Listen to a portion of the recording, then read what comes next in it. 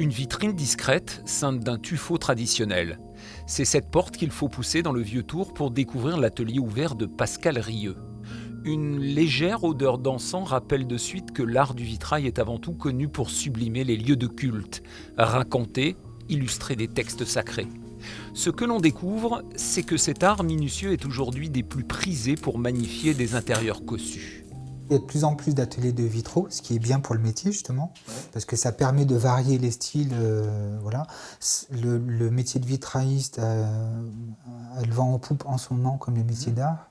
Et donc du coup les gens, en effet, ça leur donne des idées. Le vitrail se personnalise aujourd'hui. On le commande selon ses goûts, ses inspirations. Le verre crisse sous la pointe de tungstène. Il se sépare sans éclat et vient s'ajuster précisément dans le tableau qui prend forme. Traditionnellement, c'est un ruban de plomb qui viendra sertir l'ensemble, lui donner une consistance jusqu'à ce que l'œuvre ne fasse plus qu'une pièce. On alterne une pièce de verre, un plomb, une pièce de verre, un plomb.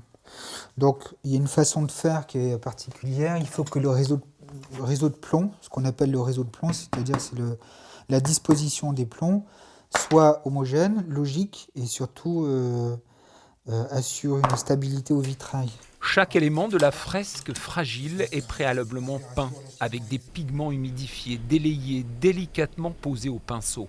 La cuisson fixera l'ensemble. Le médium, c'est-à-dire le produit qu'on rajoute, c'est soit de l'eau, soit du vinaigre blanc, soit des huiles essentielles, soit plus récemment du propylène glycol.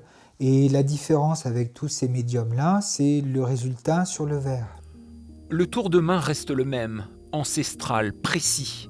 Mais l'arrivée du numérique a quelque peu changé la donne, puisqu'il permet de créer et d'ajuster la maquette avant de la mettre en œuvre. Le vitrail se décline à l'envi aujourd'hui, en aplat à poser sur un mur façon création originale à reflets changeants ou encore en simple objet à poser. Du verre, de la lumière et une source d'inspiration toute particulière.